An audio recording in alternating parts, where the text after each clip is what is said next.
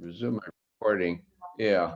Okay. I realized I didn't have the recording itself, but we are going on YouTube and Facebook now. We'll just record our discussion section, but I want to see everybody here for a second before we go ahead and wish you all Shabbat Shalom. Shabbat Shalom, Rabbi. We're going into our series on Jewish thinkers. Next week, I'm going to pick the very unusual thinker in terms of we never would think of him as Jewish, and that is Saul of Tarsus, or better known by his Greek name as Paul, who probably more than anybody else actually created the Western world as we know it. We'll look at that. So that'll be our Jewish thinker next week. I wonder why it says it close to December 25th. We'll think of that too. Now we're going to go to a more Jewish topic, specifically Jewish, which is this great woman, commentator on the Bible, teacher and scholar of the Bible, Nechamah Leibowtz Dec, on attitudes towards learning and reading Bible. I say this in mind because I was looking at customs of Hanukkah. Somebody put up somewhere about Sephardic customs of Hanukkah. We all know our Ashkenazi customs, right? The latke, the dreidel, and so on. And there are Spanish customs, Ladino customs, Yemenite customs, all over the world, different customs. So someone had put it on that on Rosh Chodesh, which is the 6th day of Hanukkah, is Rosh Chodesh al-Banat. Al-Banat for the girls, Arabic for girls. And then it struck, apparently there was special festivities aimed at women on the Rosh Chodesh day. So why Rosh Chodesh day of Hanukkah in particular? And then I realized it's not a Sephardic custom, it's a general Jewish halacha law that every Rosh Chodesh is a woman's holiday, all right? Don't say we didn't leave the women behind. Every Rosh Chodesh, that means 12 times in the year, the women got a half day off. Men never got a half day off. Never.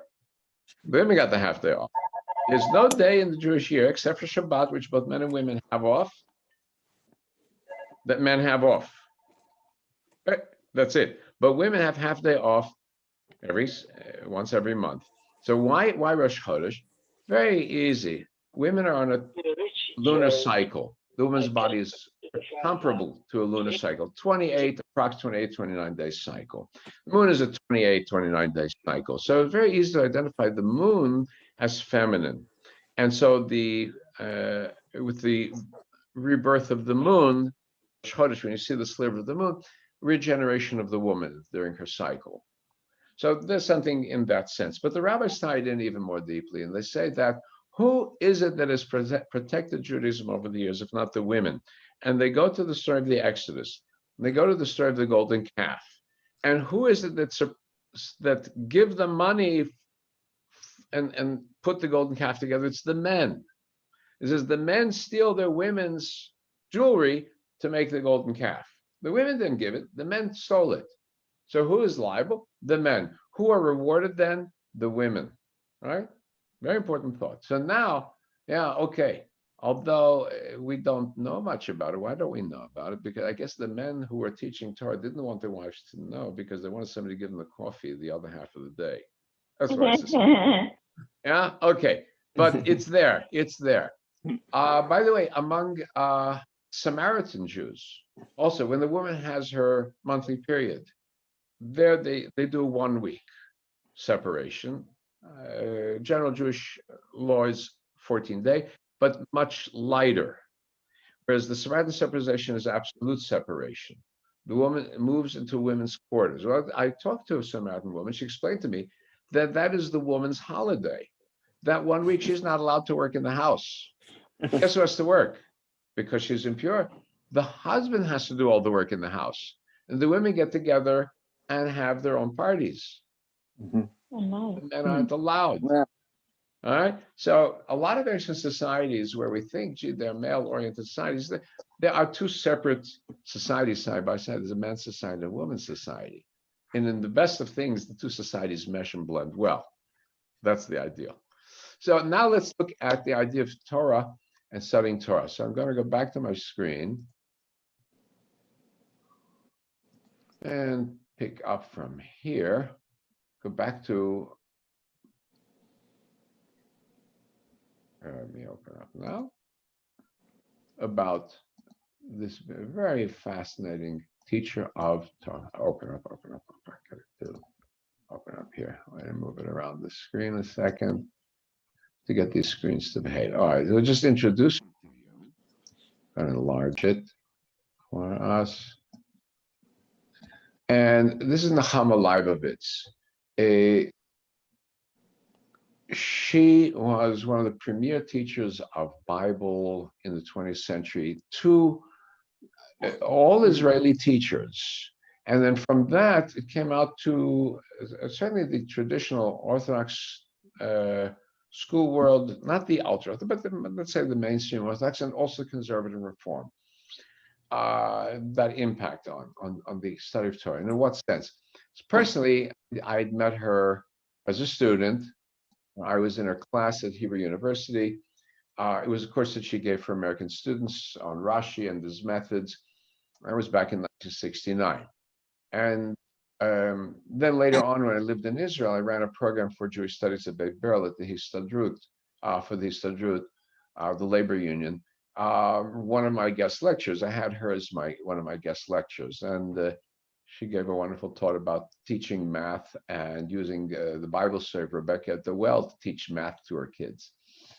It's Rachel at the well. It's Rachel and Eliezer's camels.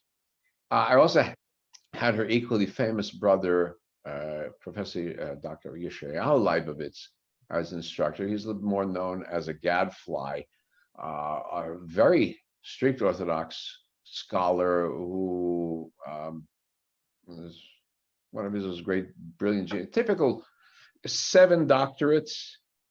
That's the kind of typical Jewish mind we produce, right? Very Orthodox, very disdainful of everything else that was being said by Orthodox leaders, because it said you cannot make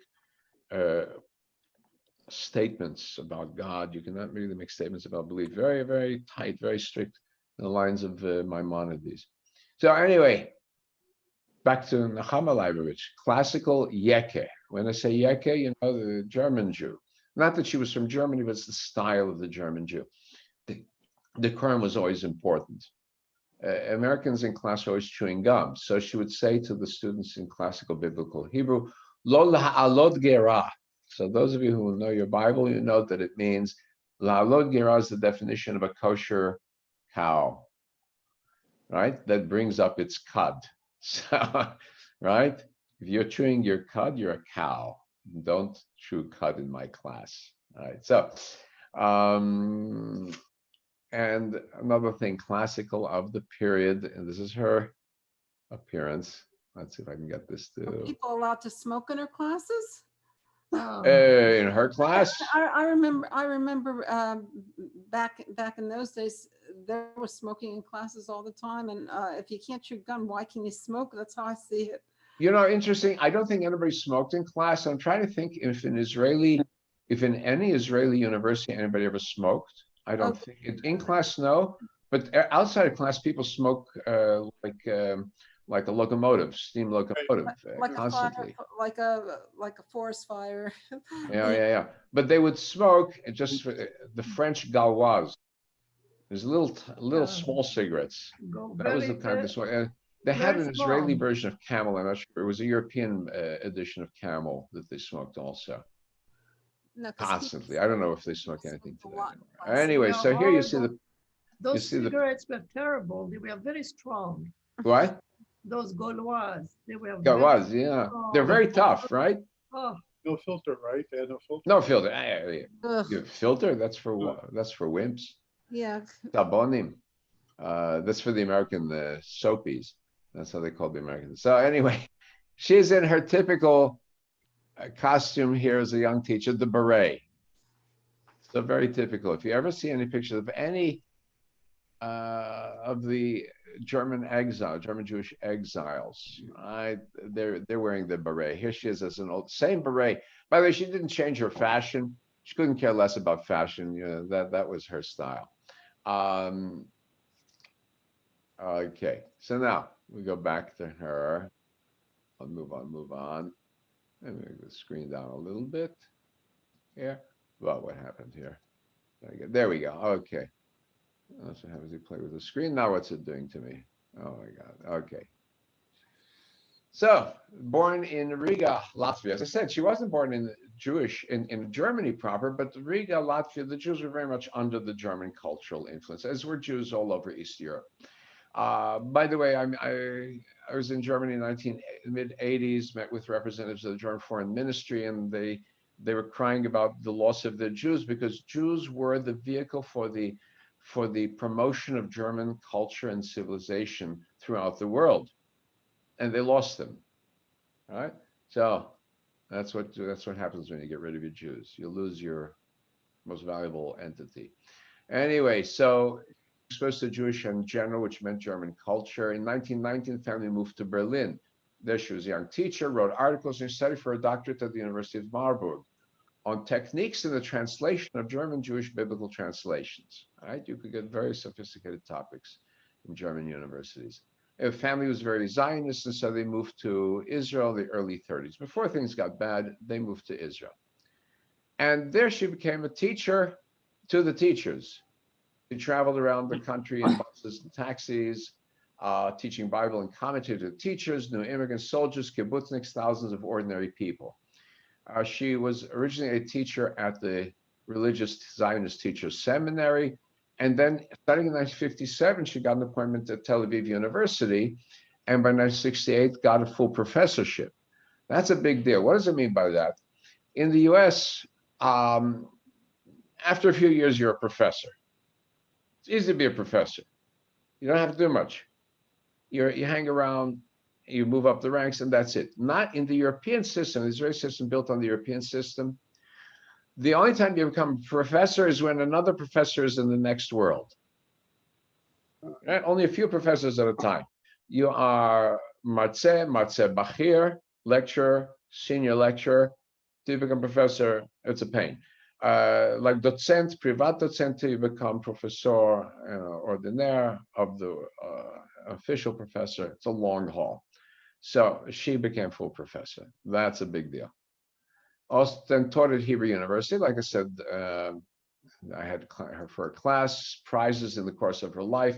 The Israel Prize in the field of education is a prize, the national prize given every year to great contributors to society. My wife, Ofra, her aunt won the prize for social services in her time, and her uncle separately, who was married to her aunt, won it for Judaic studies. The only case of a married couple winning the prize separately. Okay, that's so much for my tooting my own horn here. Her teachings. Now, here's how she became famous also. She began mailing out, back in 1942, stencils of questions on the weekly Torah reading, and she would mail them out to anybody who wanted. And then the Gilyonot, that's what she called them, which is marginal notes. And then the students, correspondence students would mail them back to her, and she would mark them up and give them corrections and comments. And they became very popular. And so she began to publish these studies, and over time they were collected into volumes, one for each of the books of the Torah, and then translated into English. So I have some copies of that myself, at least one of the original in Hebrew. As I did before I lost a lot of my library moving, but valuable source. I used it very often. A lot of rabbis here, teachers, just relied on it as just such a way to break into the story. So, deeply religious person, but the one that emphasized halacha and Torah study, moral responsibility, ethics, and humanistic focus, not ecstatic and mystical dimensions. She was not the Aidi Hasidic or Kabbalistic type. That she thought was shallow or transient. And they ask her about her method. She says, I have no derech, I have no method. I'm just teaching what the commentaries say. Nothing is my own. Of course, those of you who ever had a chance to study Rashi, you know that Rashi never said something original. What was original was his decision what to quote.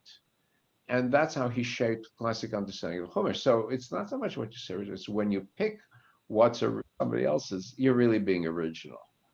You're being modest in the process. Well, what was groundtaking? She's coming out of the Orthodox world, and yet in the Orthodox world, especially the Ashkenazic Orthodox world, less so in the Sephardic yeshiva world, everything was based on Talmud. On the other hand, the secular world, the interest was in biblical criticism. who said, where was this line from? When was it added? If there's a mistake, why was the mistake there? What should have been there? What was the wrong problem with the text? Or focusing on archaeology. She wasn't interested in neither the Talmudic approach nor the secular approach. So she went back to studying the Bible for its own value. And so classic is the idea of what's Rashi's difficulty. You should look at a commentary and say, what is in the text that bothers Rashi or any of the other commentaries? So it is this return to the Bible for its own sake as a value in and of itself. And also methods of literary analysis, closer to the original Jewish sense, looking at what's the overall theme, what ties words together. It's what's called the literary aesthetic approach to biblical interpretation. It's also in literary interpretation in general literature as well, where when one studies Shakespeare, one studies which edition of Shakespeare had this word instead of this word, and why did Shakespeare erase this word and put this word in, rather than saying, what is it that motivates Hamlet? What is it that motivates Macbeth, right? You see the difference. It is this looking at the overall value of the text, the final text. What is the message? I don't care how that's put together, God or Moses, however you want to say it, there's a final text, and how does that play? What is that telling us, right? So she's very modest. She didn't use the word professor, she preferred to be called Mora, and that's what's on her tombstone, Mora Nechamah Leibowtz, name and dates. Okay, just as a little aside, there's a big squabble going on now about President-elect Biden's wife, Jill Biden. She's Dr. Biden, and somebody got up and said, shouldn't use doctor. And of course, we know the doctorate title certainly is to any academic doctorate. It's not just a medical doctor, and we understand that. But funny thing about the doctor story, my father had a doctor in political science, and then he went to Berlin to study rabbinics. So he knocked on the door of one of the professors to introduce himself, and he was asked, so who is it at the door? And he says, Weinberg.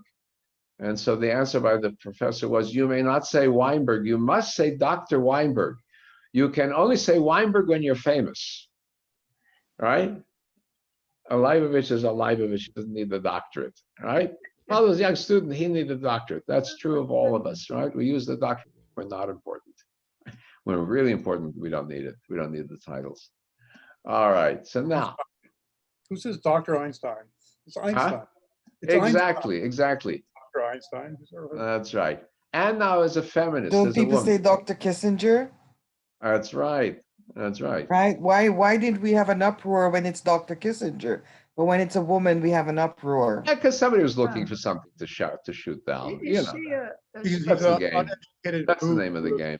Didn't go to college and didn't know that. I agree with Yodi. There are crackpots all around. Is she a doctor in medicine? I have friends. Education. She's a doctor in education. Yeah. Right, I have friends. I mean, who've earned. I mean, you don't get it. It's earned. That's very and yeah. And if it's from a very good university, it's earned with great pain. We know it. Right. Yeah. No, I went to I know. college briefly, and I called all my professors either professor or doctor. Yeah, yeah. No, when you're in the academic world, then you have to use the titles. Yeah. You use the titles also when you need to for push, for elbow grease also. When did We're talking about Nechama women. die? Nechamah Leibowtz, when did she die? Oh, I think she's somewhere in 2000 or early 2000, I think. I'm trying to remember. Yeah, my point here is that we shouldn't slough it off, considering that we're talking about how women's contribution have always been relegated, let's put it that way. Right. And so in a conversation such as this, it is not something to fluff off to say, oh, he's an idiot, he, blah, blah, blah, blah. I mean, this is a symptom of Well, yeah, this is a crackpot guy. closing the voice. No question. I see Crackpot myself. guy looking for something to knock down. But what's his name? The publisher of I think the Wall Street Journal. He's not a crackpot, and his response was even more egregious than the guy who wrote the initial. What was his response? I didn't read that. Oh, he was saying that it was the rest of us who were crackpots, and this guy was okay. Right, he's a crackpot too. I'm sorry. Publisher of the That's Wall Street stupid. Journal, Yeah, crackpot. yeah, that's stupid. We went to Yeah. college. Anybody who went to college knows we say that. And Yeah. these people should be ignored, not paid attention to. What's his name? You're giving him credibility, both of them. You're Right. giving the paper you mentioned credibility. That's like Wall mentioning, Street Journal is a major newspaper. not anymore, it's not. No, it's still, you Is it- know. It's Listen, all of these major papers are falling flat on their face. Yeah. A lot of them. When Daniel Pearl was there, it was a maja paper, but now it's Okay. Anyway, Or- about or- herself as a feminist, you can find this. There are a lot of women who come to greatness do not want to identify themselves as feminists. She didn't. And she was an Orthodox woman. She was in favor of equal pay and equal rights for women, but she didn't want to tread on the gender roles within traditional Jewish society. She really didn't. On the other hand, she was doing things that were against traditional Jewish, or we may say the old Jewish way. One of them was you didn't teach your daughter Torah. Old line. Didn't teach your daughter Torah. She studied. Her parents, her father taught her. Right? Those things you didn't do. So she was already, without wanting to say that she was breaking the mold, she's breaking the mold. And she opened the door for women as Torah scholars and began to impact the yeshiva world. Right? And that is true. And it's obviously in the reform of the conservative world that happened, that was not bad. But coming into the yeshiva world, there are cracks in the wall. There are big cracks in the wall occurring. That's to her credit. So let's now go to an example of her teaching. And to do that, that's it, get this out of the way. Go back a little bit here to our Torah reading, and right at the beginning, can we give an example from one of her chapters on the Torah portion?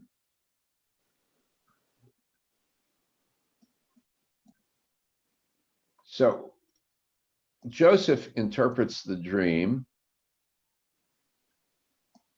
He says the fat cows, the lean cows, the big bushels, the skinny bushels, 7 years of prosperity and then 7 years of famine. And then he goes a step further after interpreting. He goes up. And he says, just move ahead. And now he goes ahead beyond interpreting the dream. He says on this line 33, V'ata yerei Pharaoh ish neval. Now you, Pharaoh, have to go find an intelligent man who will be in charge of the country, and he will buy up the land and to set up overseers and organize the land during the years of plenty, and then be ready to sell and provide food in the other years. So the question is, when you're being called in front of somebody big like the Pharaoh, you speak when you're asked to speak. You answer to the question. It's like in court, when a lawyer asks you a question, you answer only to the question. You're not allowed to interpolate anything else. Joseph is now suddenly going away from just interpreting the dream to telling Pharaoh what to do. So is that not chutzpah or not? So here, Nechamah Leibowitz is going to discuss this. I'm going to open up the page so we can see it better. Enlarge it for us all. There we go. So this is from one of her teachings on the portion of Miketz. And the first thing she points out is, and you'll see this tie up at the end, Joseph speaks as a theologian. I'm not going to start reading everything, but he speaks in the name of God. Whatever he speaks in the name of God.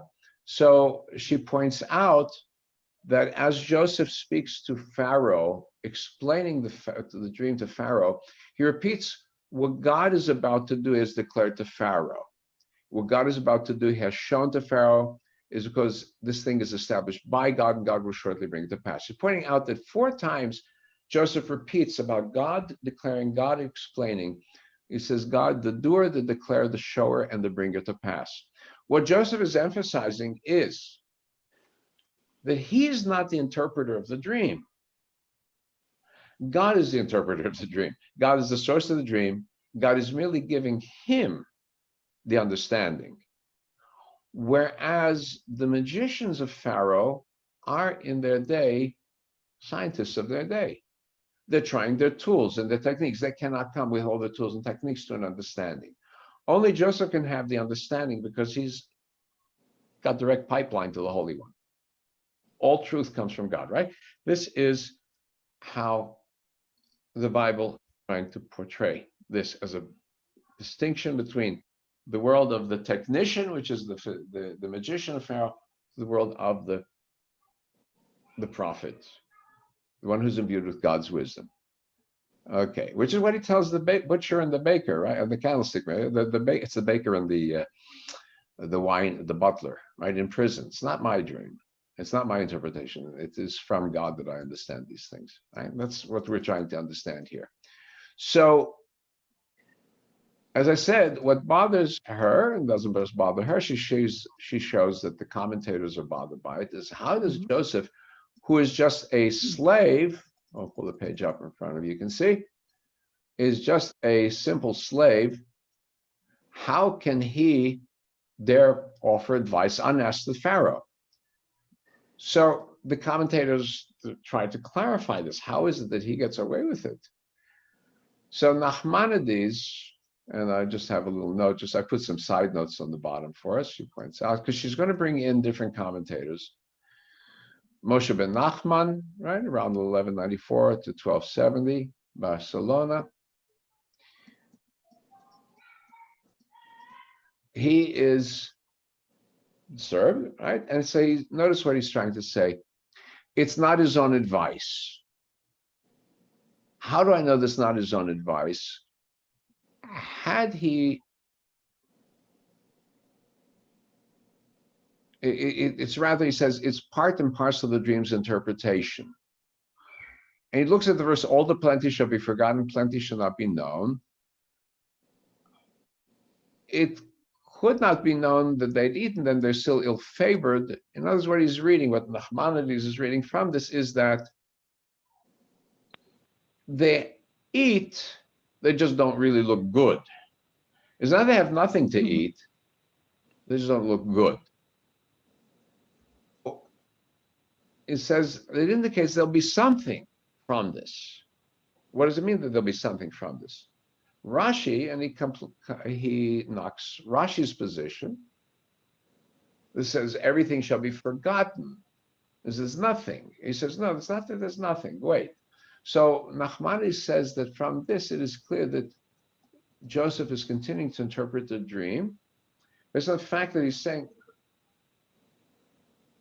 they're eating, there's something there. Right? It's the way he's translating this word forgotten or eating consumption.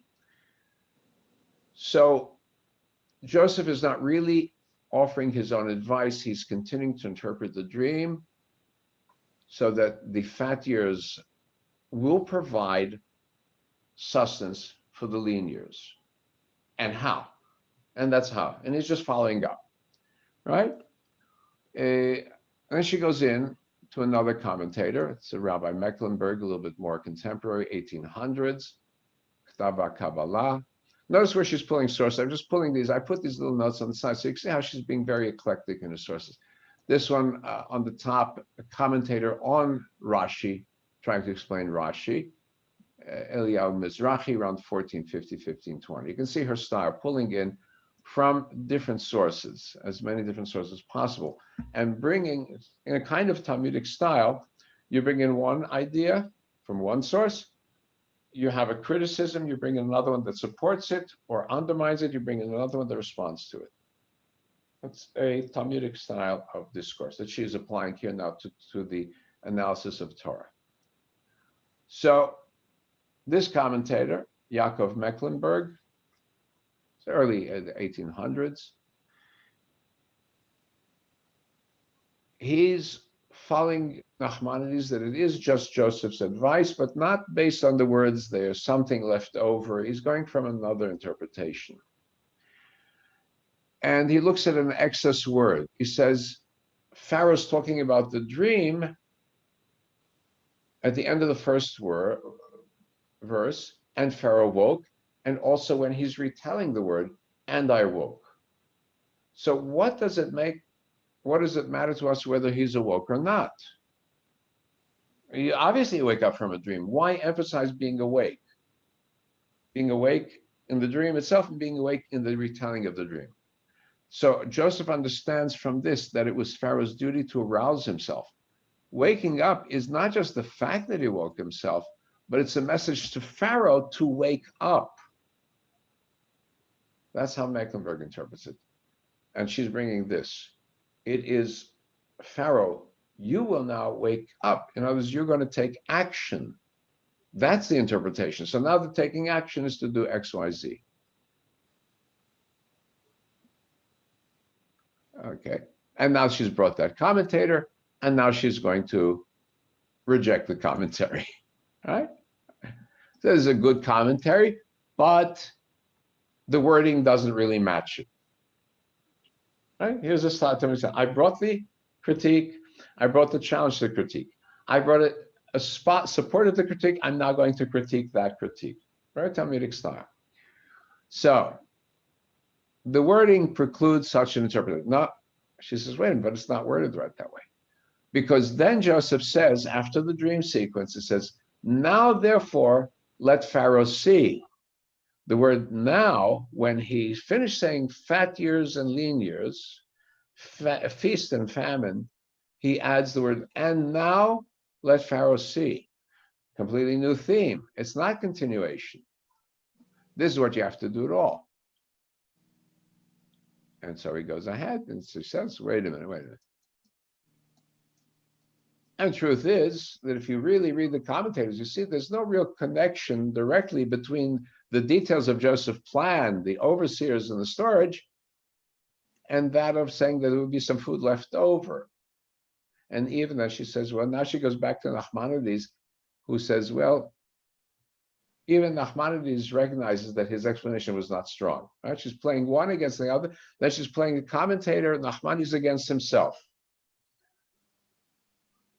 So he goes back to this, that Joseph maybe was really pushing himself for the job.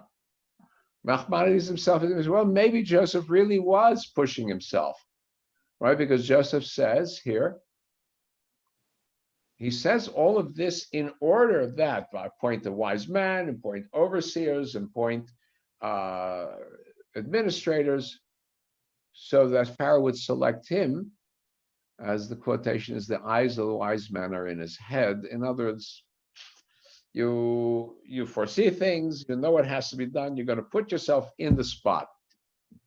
Okay. Is this true?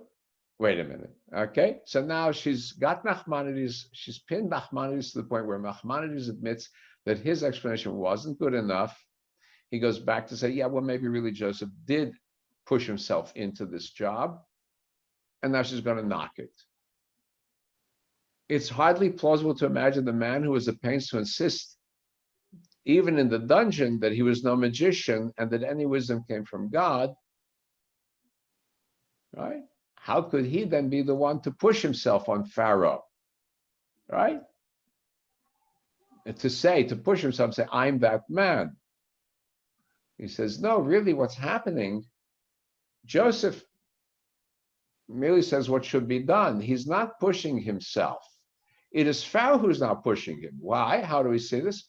Pharaoh listens to Joseph's words, and then Pharaoh turns to his servants and says, can we find such a one as this, a man whom the Spirit of God is? You know, it's Pharaoh's idea. Where is somebody who can do this job? He's not taking Joseph's bait because Joseph is trapping him. He's looking at Joseph, he's listening to Joseph, and he comes and says, for as much as God has shown you this, and there's none so discreet and wise, you shall be over my house. Notice that Pharaoh is acting like a good Jew, right? I see you're speaking through God, or God is speaking through you. You are the right man, right? Notice here this view of Pharaoh as understanding the significance of God. This is not the Pharaoh of the Exodus, right? Pharaoh of Exodus is at war with God, with the idea of God. This Pharaoh has a sense of theology, right? Whether he really did or not, we don't know, but certainly as he's portrayed here. He appreciated Joseph's emphatic fourfold reference to God. Remember at the beginning, he says, God is shown, God will do, God is this, God will that.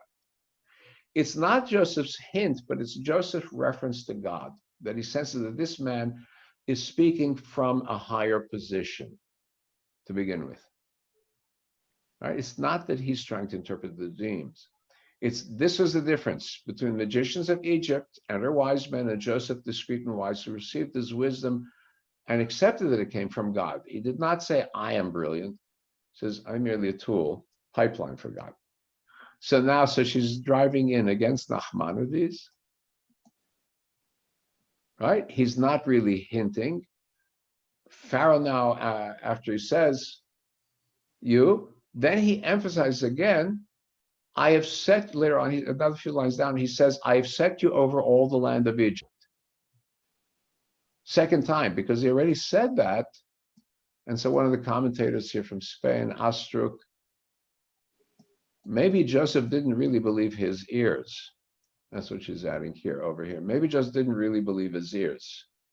Maybe Pharaoh was just teasing with him. So Pharaoh has to say a second time, I mean you, Joseph. So Joseph is not really pushing himself on Pharaoh. Pharaoh has come to his own decision based on listening to Joseph. And he has to tell Joseph a second time, because Joseph is astonished to hear this.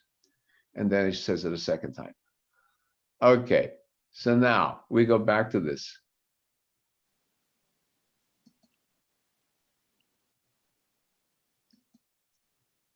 We go now, she pulls in now another source, right? So watch her playing the sources back and forth, debating back and forth, playing against one or the other. She has no favorites. She's trying to see which one in the end, which of the arguments is going to be the one that carries the day, to pull the story together. What's the argument that pulls the story together? So she goes to Bravanel or Barbanel, that is the treasurer of Castile, who pays for Columbus's voyage. You know this, and was kicked out of Spain in gratitude in the expulsion of all the Jews from Spain. Bravanel became one of the great philosophers of the Bible. So he defines it, his advice was prompted from beginning to end by the Holy Spirit. The prophet cannot keep back his prophecy and must unburden himself, like the prophet Jeremiah. You know, when you know the truth, Joseph sees the truth. It has been shown to him. He cannot withhold it. It's not that he's being impudent. It's the truth must come out. And that's why he speaks, right? So she then wraps up with this, and this is very interesting. Up till now, she's been going to classic commentators. She now goes to Beno Jacob. What Nechamah Leibowitz will do is she will rely on non-Orthodox authorities for her information, for interpretations. She will go to Buber, she'll go to Rosenzweig. She will go to literary critics of her period to look for parallels. So she's going now to Beno Jacob, great Bible commentator and scholar, the 19th into the 20th century, from the rabbinical seminary of Breslau. Breslau is where the equivalent of the conservative movement, the non-Orthodox traditionists were. And Beno Jacobs accepts the idea the Bible may have been composed by other than Moses. That's not his problem, but he does not accept the school of thought that says the Bible is composed of little pieces that were scraped together from that nobody, just jumbled together. He doesn't accept that either. So here is his overall significance of this chapter. He says, wisdom was greatly admired in antiquity. Wisdom was a term given to the power of the spirit, science, and philosophy, intelligence, experience, wisdom of life as well, artistic gifts and skills. That's when they say wisdom, right? The wise men. Craftsmen are wise men. Builders are wise men. All aspects of human intelligence and creativity is under the category of wisdom. Israel, too, attached importance to wisdom, the books of the Bible full of its praise. It implies spirituality, thirst for knowledge, study, and research. But the word wise man appears for the first time in our chapter. For the first time, the wisdom of the peoples and the Israelite wisdom embodied the man whom Spirit of God is are contrasted. The two kinds of wisdom. Wisdom of the peoples and the wisdom of the Israelite. This from liberal commentator. The rabbis would say, there's wisdom among the nations, but there's Torah among the people of Israel. So the Torah is the inner wisdom, the inner understanding of the reality. Wisdom deals with the